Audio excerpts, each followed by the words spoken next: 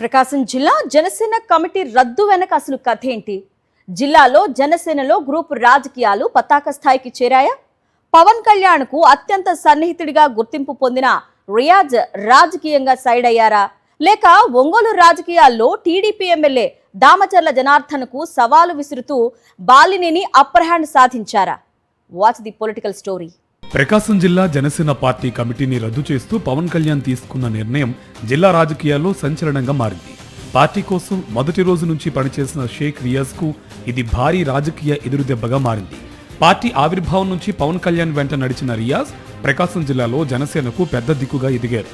అయితే తాజా రాజకీయ పరిణామాలు చూస్తుంటే రియాజ్ రాజకీయ ఎదుగుదలకు బ్రేక్ పడినట్టు కనిపిస్తోంది. గత ఎన్నికల్లో కూటమి అభ్యర్థి దామచర్ల జనార్దన్ విజయానికి పనిచేసిన రియాజ్ ప్రభుత్వం ఏర్పడిన తర్వాత కూడా దామచర్ల వర్గంతోనే సన్నిహితంగా కొనసాగారు.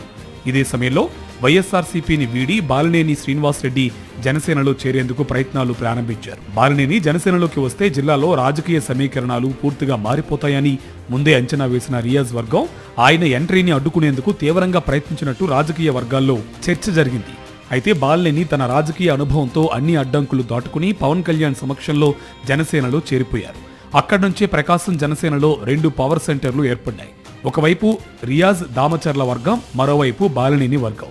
ఆ తర్వాత జిల్లాలో జరిగిన ప్రతి రాజకీయ పరిణామం ఈ 2 వర్గాల చుట్టూనే తిరిగిందనే అభిప్రాయం కనిపిస్తుంది.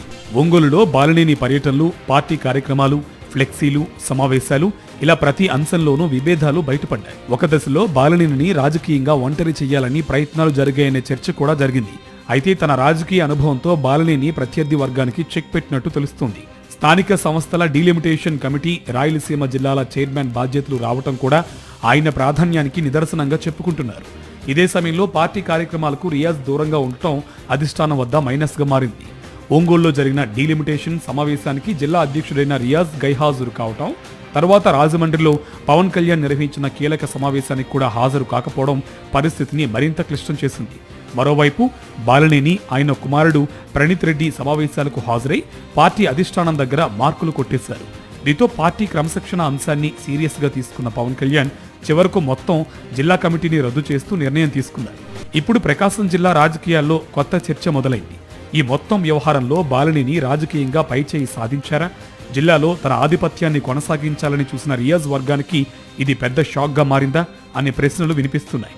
అంతేకాదు రాబోయే రోజుల్లో జిల్లా జనసేన కమిటీలో బాలినేని వర్గానికి కీలక స్థానం దక్కుతుందా, ఆయన అనుచరులు కీలక పదవులు పొందుతారా అనే చర్చ కూడా జోరుగా సాగుతుంది. ప్రకాశం జిల్లా జనసేన కమిటీ రద్దుతో ఒక విషయం మాత్రం స్పష్టమైంది.